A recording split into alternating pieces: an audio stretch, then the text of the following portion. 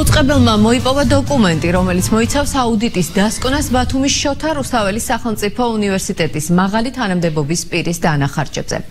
PSU-ს კანცლერს შიდა აუდიტის დასკვნის შესაბამისად პანდემიის პერიოდში 2 ტონამდე საწვავი აქვს დახარჯული. Ამასთან კონკრეტულ ავტომობილზე, რომლითაც ალექსანდრე მითაიშვილი სარგებლობდა სარემონტო სამუშაოებისთვის დახარჯულია ავტომობილის თვითღირებულების ოდენობა. საუბარია 19,000 ლარამდე თანხაზე. მაშინ, როცა უნივერსიტეტმა პანდემიის გამო საგანმანათლებლო პროექტები შეაჩერა, მეტიც სტიპენდიებიც არ გაუწია.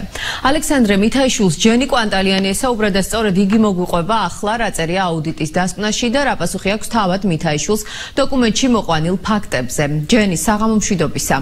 რა რეაგირებას აპირებს უნივერსიტეტი ფაქტთან დაკავშირებით? საღამო მშვიდობისა. ნაზი, ვიდრე უნივერსიტეტის რეაგირებაზე ვესაუბრები, მაყურებელს ალბათ ყველაზე მეტად ახლა აინტერესებს რა წერია შიდა აუდიტის დასკვნაში, რომელიც მე ხალთ ექსკლუზიურად ჩამივარ და იმ შესაძლო დარღვევებზე არის საუბარი, რომელსაც უნივერსიტეტის ადმინისტრაციის ხელმძღვანელ პირამდე, კანცლერამდე მივყავართ. შიდა აუდიტის დასკვნაში წერია, რომ პანდემიის პერიოდში, როდესაც ფაქტიურად უნივერსიტეტს არც კი უმუშავია და დისტანციურ სწავლებაზე იყო საგანმანათლებლო დაწესებულება, მის ბალანსზე რიცხულ ავტომობილებს ჩაუტარდა 60,000 ლარის ტექმომსახურება და ალექსანდრე მითაიშვილის სარგებლობაში არსებულ ავტომობილზე დაიხარჯა 2 ტონა ნახევარის საწვავი. ნახოთ ახლა რა წერია აუდიტის დასკვნაში. პანდემიის პერიოდში, როდესაც საბიუჯეტო სახსრების ეკონომიის მიზნით უნივერსიტეტმა შეაჩერა არაერთი სამეცნიერო პროექტი და პროგრამა, 2020 წელს უნივერსიტეტმა 59,000 ლარზე მეტი დახარჯა ავტომანქანების ტექნიკური მომსახურებისთვის. მათ შორის მხოლოდ Toyota Corolla სედანის რემონტისთვის დაიხარჯა 18,207 ლარი, მაშინ როდესაც ამ მანქანის საბალანსო ღირებულება შეადგენდა 19,500 ლარს. საყურადღებოა განხორციელებული სარემონტო სამუშაოების ნამდვილობა. ჩვენი ინფორმაციით Toyota Corolla-ზე დაზიანებული იყო ძრავა, თუმცა არც ერთ წარმოდგენილ დოკუმენტში არ არის საუბარი ძრავის შეცვლა შეკეთებაზე. ასევე კითხვის ნიშნებს ბადებს, რომ 2021 წელს ავტოტრანსპორტის შეკეთების მომსახურების მიზნით გამოცხადებულ ტენდერში კვლავ გაიმარჯვა შეპესე პროგრეს ინვესტმა, ისე რომ PSU-ს მიერ მოხდა 5 კომპანიის დისკვალიფიკაცია, რომელთა მიერ შეთავაზებული მომსახურების ღირებულება ხშირ შემთხვევაში 2-ჯერ ნაკლები იყო ვიდრე შეპესე პროგრეს ინვესტის შემოთავაზება. კიდევ ერთი დოკუმენტი, რომელიც მაქვს ხელთ არის რექტორის მიერ მიწერილი წერილი ალექსანდრე მითაიშვილის მისამართით, სადაც წერია, რომ ქვეყანაში შექმნილი COVID ვითარებით გამოწვეული ეკონომიკური პრობლემის და ბათუმის შოთა რუსთაველი სახელობის და აუდიტის 2020 წლის შემაჯამებელი წლიური ანგარიშის მონაცემების საფუძველზე მიზანშეწონილია ცვლილება შევიდეს ბათუმის შოთა რუსთაველის ბალანსზე რიცხული ავტომანქანების სამსახურებრივი დანიშნულებით სარგებლობისთვის საწვავის ხარჯის ყოველთვიური ლიმიტის დაწესების შესახებ ამ დასკვნაში მოყვანილი შესაძლო დარღვევების შესახებ ბუნებრივია პასუხის მოსმენა ჩვენ ადრესატისგან გსურდა, თუმცა ალექსანდრე მითაიშვილი სამუშაო საათებში მის კაბინეტში არ დაგვხვდა.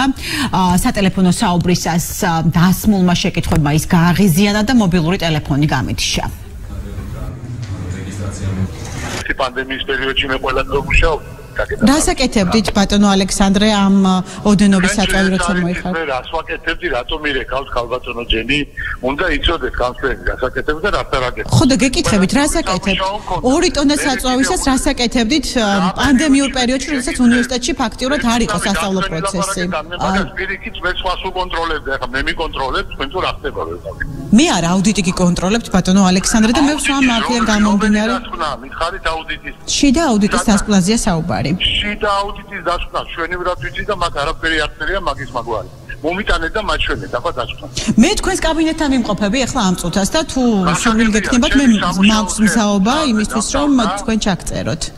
გესმით რა გეუბნები? დიახ, გისმენთ. ჩემი სამუშაო დღე 5 საათზე დამთავრდა. და გამოვედი სამსახურიდან. ეთქობა გზაში სადღაც დავწვით ერთმანეთ.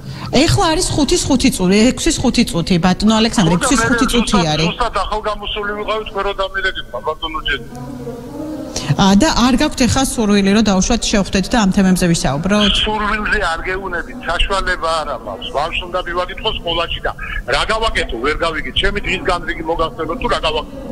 ძალიან გთხოვთ კორექტულად ვისაუბროთ, მე თქვენთვის არ მithქვამს რაიმე ზედმეტი. ვიდრე როგორ?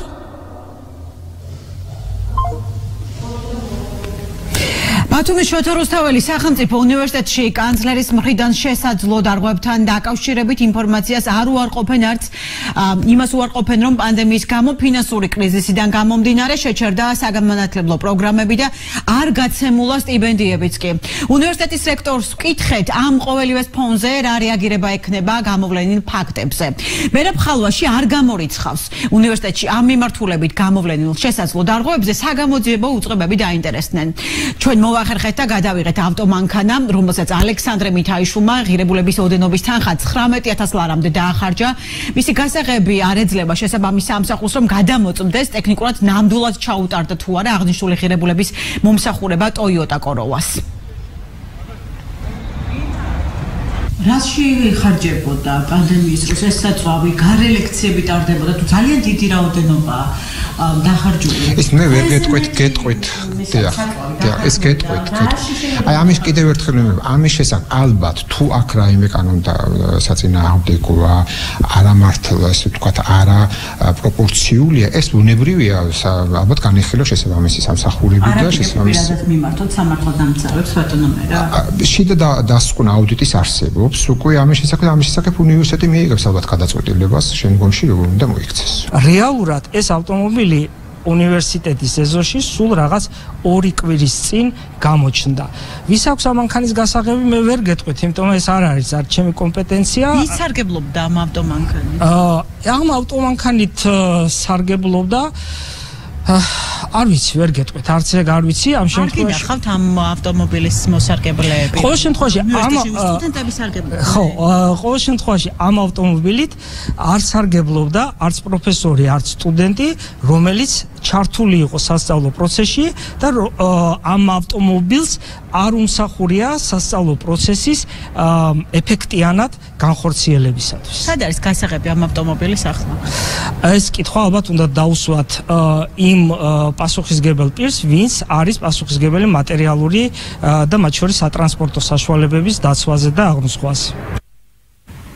ალექსანდრე მითაიშვილი ბათუმის შოთა რუსთაველის უნივერსიტეტის ადმინისტრაციის ხელმძღვანელად აკადემიურმა საბჭომ ფარული კენჭისყრით 9/2019 წლის 21 ივნისს აირჩია. მანამდე ის ბათუმის ვიცემერის პოზიციაზეც იყო. დანიშვნის პირველივე პერიოდში მას შიდა აუდიტმა შესაძლო ფინანსური დარღვევები გამოუვლინა, რატომ დახარჯა მის სარგებლობაში არსებულ ერთ კონკრეტულ ავტომობილზე Toyota Corolla-ზე 18,000 ლარის შეკეთებისთვის. ბათუმის შოთა რუსთაველის უნივერსიტეტის ბიუჯეტიდან პანდემიის დროს და რაში დახარჯა 2 ტონა ნახევარი საწვავი დისტანციურად მუშაობის ფონზე.